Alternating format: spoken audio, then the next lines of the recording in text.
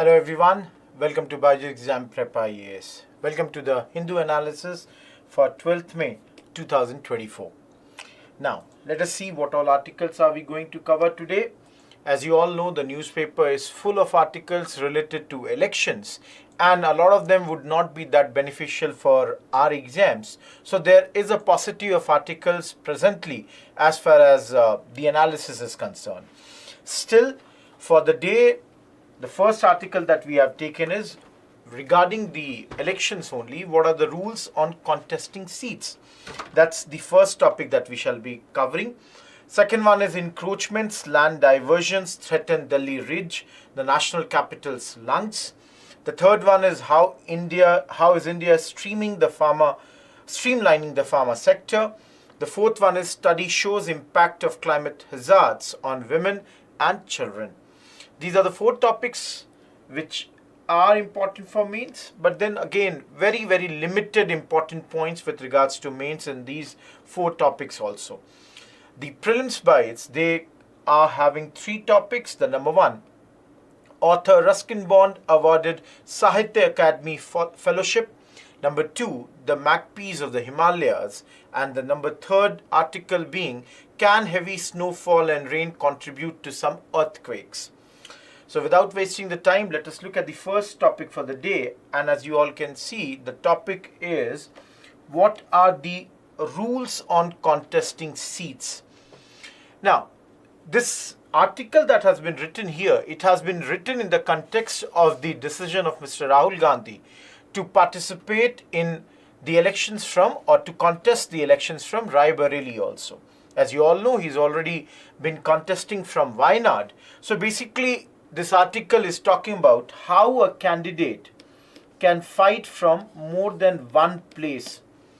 So the crux of this is that according to the representation of the People Act, that is RPA 1951, a candidate is permitted to contest an election from up to two constituencies, but he or she can hold only one seat at a time if elected from both. And this is something that we all know. And again, take the case of Mr. Gandhi only. If he wins both the places, then he will have to leave one of the seats. That's the whole crux, which we know. For example, in 2014 also, our Honorable Prime Minister, Mr. Narendra Modi, had contested from two seats, and after winning, he left the seat in Gujarat and continued with his seat in Varanasi. So here, the rule with regards to this is that a subsection 33(7) of the RPA allowing a candidate to contest from two seats was introduced through an amendment in 1996. Now, why are we talking about this? Because prior to this amendment, there was no limitation, or I would say there was no restriction on any candidate. If any candidate wanted to fight as many seats, they could do. But then, of course, if they win in all the seats also, they could keep only one. And in this case, what would happen is that you can understand there would be a lot of by-elections that would have had to be done. So, in order to avoid all these by-elections, the Election Commission had brought this. And this rule had also the support of Law Commission. They both had proposed that the RPA Act should be amended, and under that only this limitation was brought that anybody can maximum contest from two seats. Now, some of you may have one query in your mind right now, because again, when we took the example of Rahul Gandhi only, that he is participating in elections, one in Uttar Pradesh and another in Kerala. Now, if you all understand where I am going, had this been an assembly elections, you all know for any assembly election, the voter has to be from the particular state. So let's say if I have to fight tomorrow in elections, whichever place I want to fight, I must be a voter of that state. Then only I can fight the assembly elections. On the other hand, to participate in Lok Sabha election, a person can be registered as a voter in any constituency of the country. Please remember, if I wanted to contest in the assembly elections, I have to be a voter of that state. But if I want to contest the Lok Sabha elections, I can be a voter of any state. But please remember, here also there is a caveat that there are 3 exceptions to this rule. That is, except Assam, Sikkim and Lakshadweep. So basically, if I am a voter of anywhere in the entire country, I can participate in election in any place wherever I wish to if I want to fight the Lok Sabha elections. But in order to fight elections in these 3 places, I need to be voter of these 3 places only. Then only I can contest the Lok Sabha elections here. So this is one very interesting fact which is written here. Is there a cap? Now, another question that has been asked, what is the minimum age to contest? Now, you all know the minimum age for Lok Sabha as well as Assembly, and this you study in your polity, is minimum 25 years. But if you want to become a Rajya Sabha member, or if you want to become a member of Legislative Council, the minimum age has to be 30 years. Apart from this, you all know there is no educational qualification required in order to contest the election. No educational qualification. So simply, you have to be a citizen of India, registered in some constituency of the country as a valid voter, and on top of that, you should not have been convicted for any crime which has an offense which is punishable by more than 2 years. You should not have been convicted. That's very, very important. So if you have already been convicted of a crime where you can be put behind the bar for more than 2 years, you should, you will not be eligible to fight in that case. So this is what is the minimum age? This question is here. Now, 2 more questions were there in this article. How can a candidate be disqualified? Now, let us start from where we just now ended. If, let's say, tomorrow I am convicted of a crime, so there can be a disqualification under the RPA Act. If any MP is convicted and sentenced to an imprisonment of more than 2 years.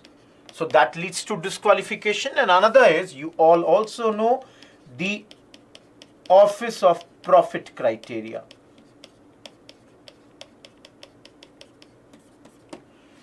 Any MP can be disqualified from being a member of either house if he or she holds any office of profit under Government of India or under the government of any state. Along with that, if he or she is of unsound mind and is declared so by a competent court. Lastly, if the person has been discharged insolvent. Other than that, we already said, if you are found that you are not a citizen of the country, that is, you have taken the voluntary citizenship of any other country, under all these acts, you can be disqualified. So these are certain important things that were mentioned under this particular article. Now, most of these things you study under your polity. It's a very, very simple topic which today came in the newspaper, and we have covered this. And just remember this 3 exceptions. This was something new that I found out today, that in these 3 areas, there are some exceptions. Other than that, you will find all these things are mentioned in your generic standard textbooks like Lakshmikant also. So nothing new in this case. Let us move to the second article. Though one last thing I should mention here, in the last paragraph, one more thing is mentioned, that there are no rules mentioned in our RPA with regards to muscle power of the candidate. Basically, it is nothing but it is talking about the criminalization of the politics. So there is nothing that stops any criminals. Of course, if convicted for more than 2 years, they would not be eligible to participate in elections. Other than that, there is nothing mentioned here on regards to or with regards to this thing. Let us come to the second topic.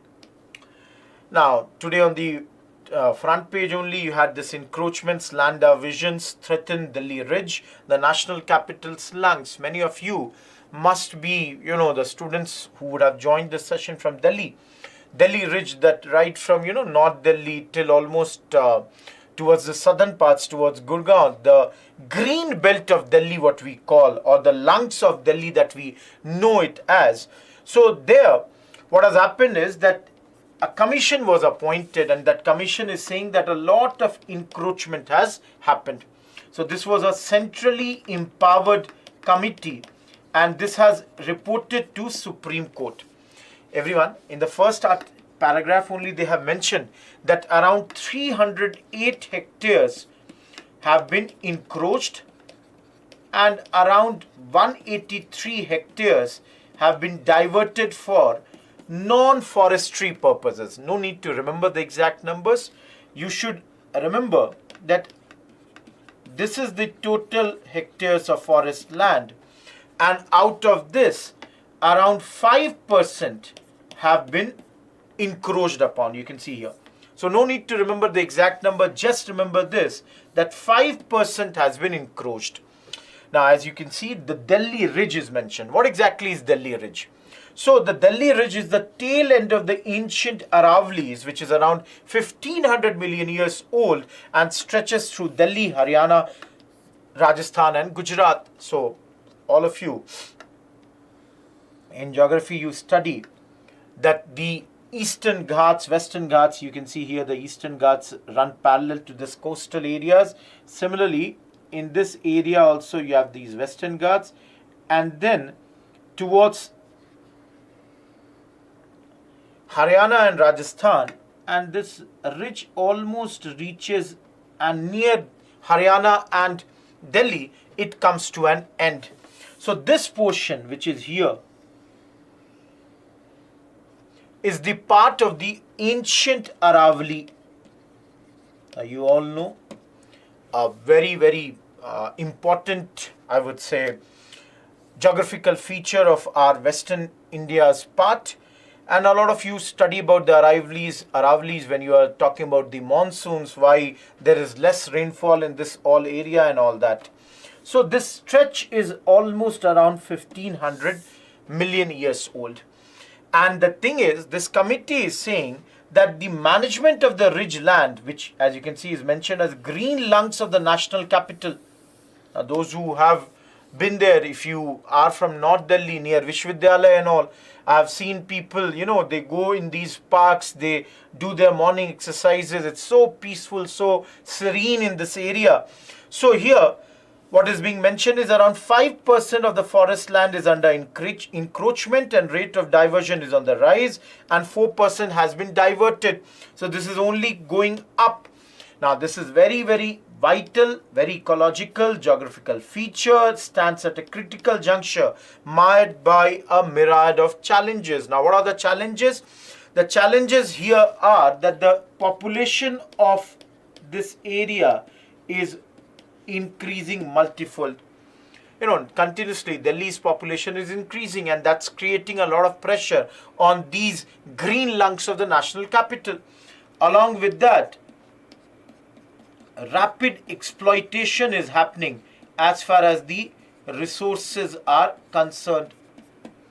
And third, rapid urbanization is happening. So because of all these factors, the CEC, and let me mention here, there is an amicus curiae who is helping the Supreme Court in this matter. His name is K. Parmeshwar. He says, because of all these factors, there is a slow erosion that's taking place as far as the national or the natural bounty is concerned. So nothing much has been talked about. This matter is in Supreme Court. Let us see what all decisions are taken. But then again, a very clear-cut case where the environmental degradation is happening, and right in the, I would say, heart of the capital it is happening. And a lot of such news keeps on coming because Haryana and all, which has got a very less amount of forest cover, whatever is left in the case of this Delhi Ridge, Aravallis and all, if they also get hampered, it would harmful, or it would be very, very harmful for the people of entire this belt. And that's why urgent steps needed to be taken to stop this. Moving ahead to the third topic. The third topic is how is India streamlining the pharma sector? Now, today's mains question also I have given on this topic only. And there are certain questions that have been asked here.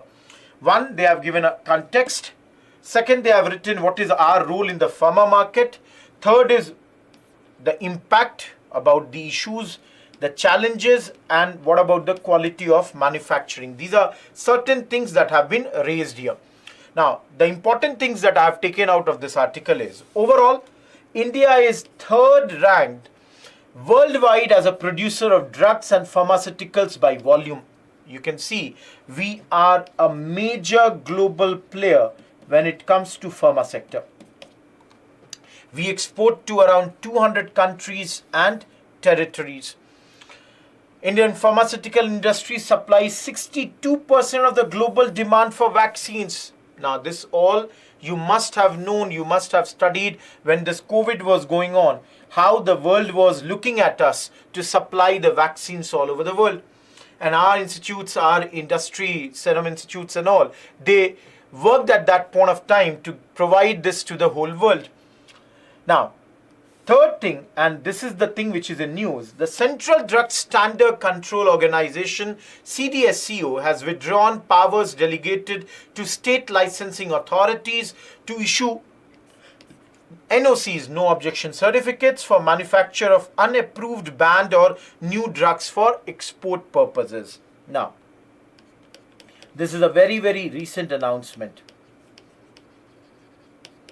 And this announcement is coming in the backdrop of a lot of news where Indian pharma, I would say, sector has been under scrutiny of many allegations that we have provided some substandard drugs.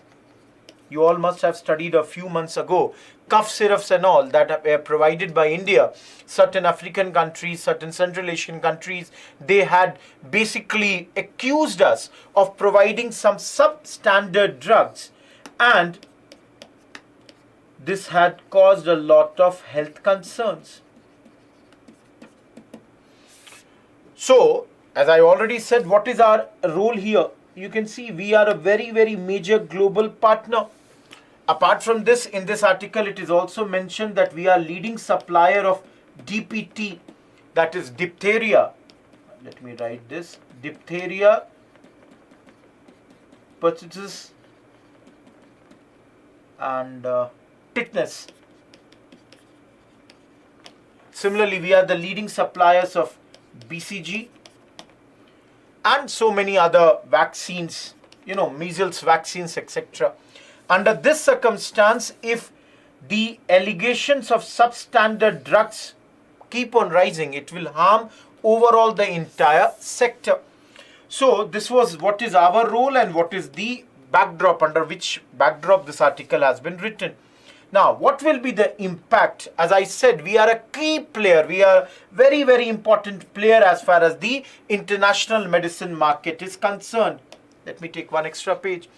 And let me tell you that in future also, that is around 2022 to 2030, this entire pharma sector in India is going to see landmark changes. Because various drugs which till now were under the patent, they would go off patent. And this will give an opportunity to Indian industries to start manufacturing them. In fact, in this article, they have mentioned one number, they say that around $251 billion drug sales is going to happen in the coming decade, and they are saying India needs to be ready for this. India is already focusing a lot on self-reliance, and that's why we have to identify all those drug manufacturers who are manufacturing substandard, I would say drugs. Apart from this, there are challenges with regards to the rules regarding IPR, intellectual property rights. There are challenges with regards to R&D, research and development. So these are certain other challenges where the industry must adapt itself. There would be changes, there would be technological changes. We need to leverage that change when it comes to tech. So all that we have to be ready. And this way what would happen is, they are saying that by 2047, our target of $450 billion could be reached.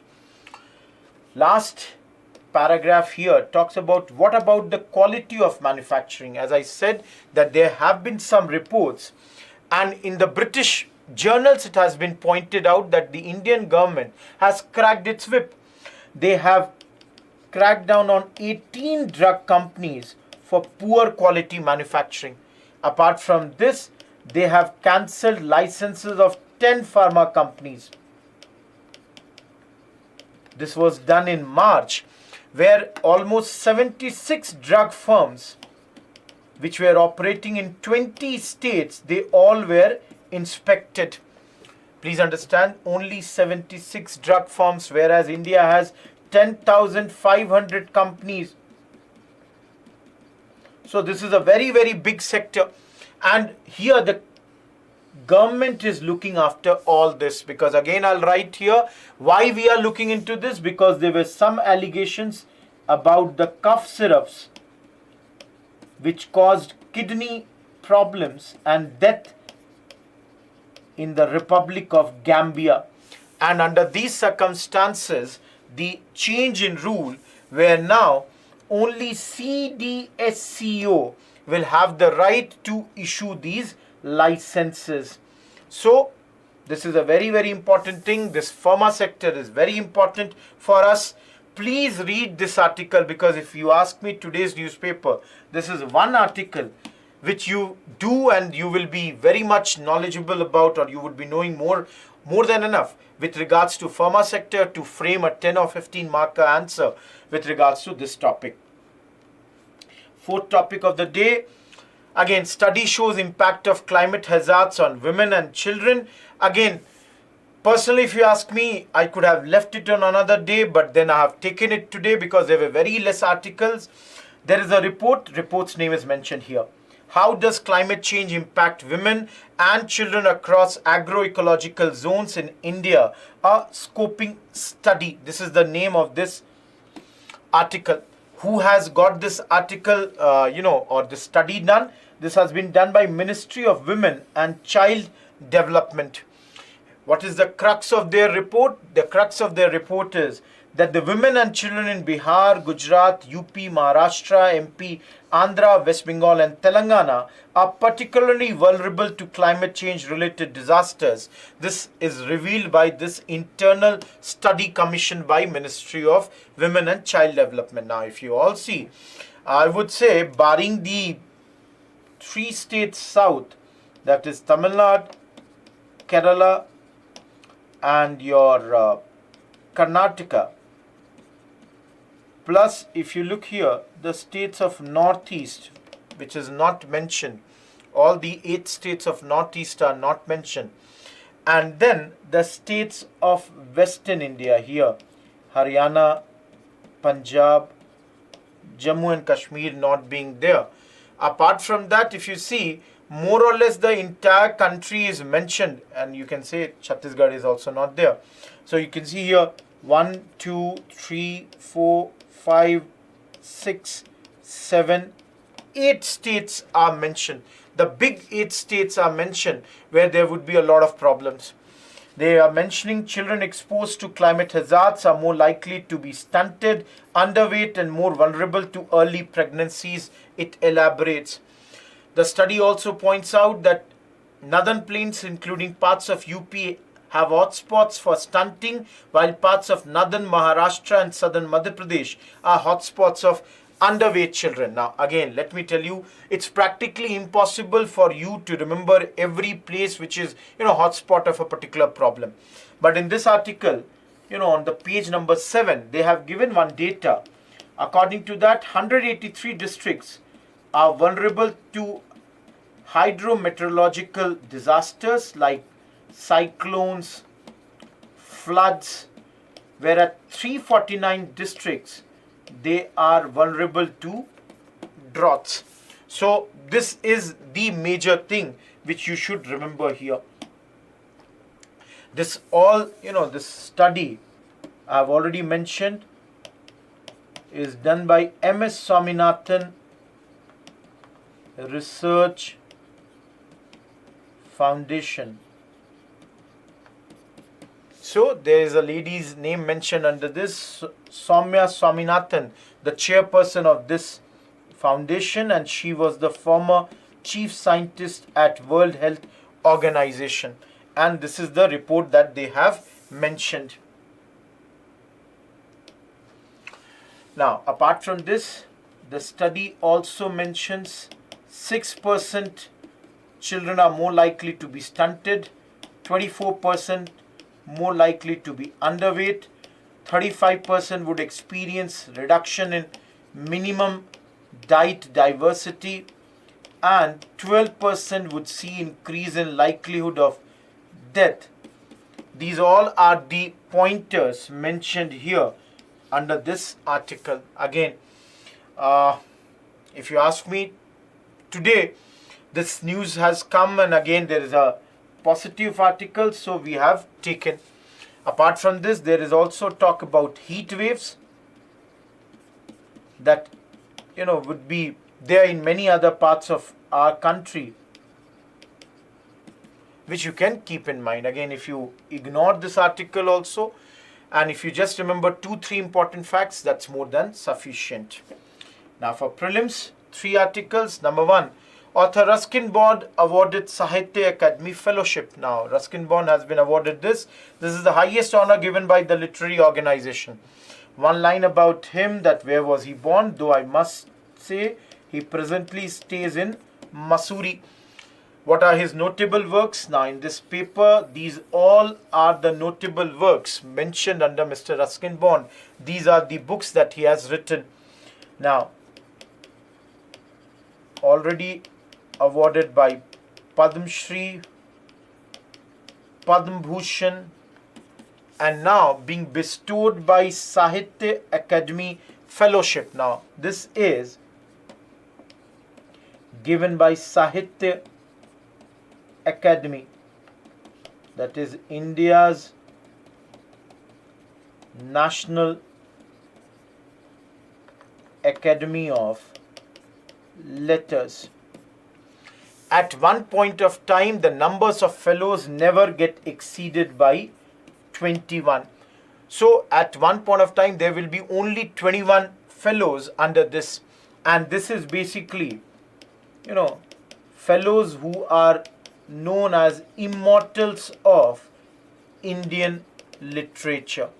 So only 1 or 2 things you have to remember, that he has been awarded with Sahitya Akademi Fellowship. If you can remember 1 or 2 of his books, that's great. Other than that, that at one point not more than 21 would be these, and given by Sahitya Akademi, which is very much clear by this. Lastly, the magpies of Himalayas. You can see this picture. This is a very big article written by a person named D. Balasubramaniam. Overall, for prelims, the first line itself is very important. You can see this is one line which will give you a question in prelims. Magpies belong to the Corvidae family of birds that includes crows, jays, and ravens.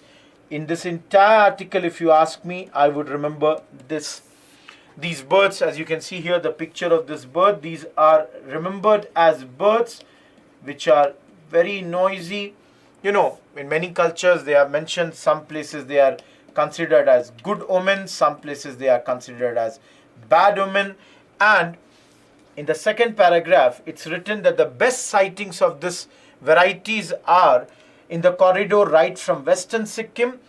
There is a town called Yuksom, and it goes till Gochale Pass, that's near Kanchenjunga. Till there you will see the best sightings of this particular, I would say, birds. Other than that, there is a lot of information which is not that important here as far as this is concerned.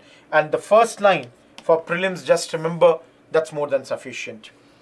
Lastly, in today's science and tech paper, the question corner, there is an article, strange trigger. Can heavy snowfall and rain contribute to some earthquakes? Now, in this it is written, a recent study has found out that episodes of heavy snowfall and rain likely contributed to a swarm of earthquakes over the past several years in northern Japan. This is the first time that climate conditions have been found to initiate some quakes. Now, you all study earthquakes so much. Now, for the first time, you know, I have got to know by this that the reasons like snowfall and rain also can contribute to earthquakes. Now, in this article, it is mentioned that if there is a rainfall, if there is snowfall, what it does is it adds weight, which increases the pore pressure. Now, when the pore pressure increases, it allows the seismic waves to travel slower. When the seismic velocity, observations and the model of excess pore pressure, they get overlapped, they fit extremely well, and this, they say, leads to the earthquakes. Now, you don't have to remember this whole thing that I mentioned. Under this, they are saying that in Japan there is a peninsula known as Noto Peninsula, and since late 2020 there have been many earthquakes which scientists have linked to this phenomena. That's mainly because of rainfall and snowfall. I'm only telling you that for prelims, do remember that even snowfall and rain are likely contributors to the phenomena that's your earthquake, and that's leading to many earthquakes that have taken place in Japan. The two main questions, climate crisis is not gender neutral. Comment, 10 marker, 150 words. Think about this. You know, how does it impact the women, the children, much more than the others? Discuss the opportunities and challenges for India's pharma sectors, 20 marker, 250 words. Please understand again, mainly because of the elections and that being there, the news related to UPSC is slightly restricted, but then if tomorrow there are more articles, we'll cover much more articles. And if you ask me today, focus on the pharma sector article. That's one thing which might give you a good 10 marker in future, and you should be prepared for that. With that, let us wrap up the session for the day. Goodbye. Thank you.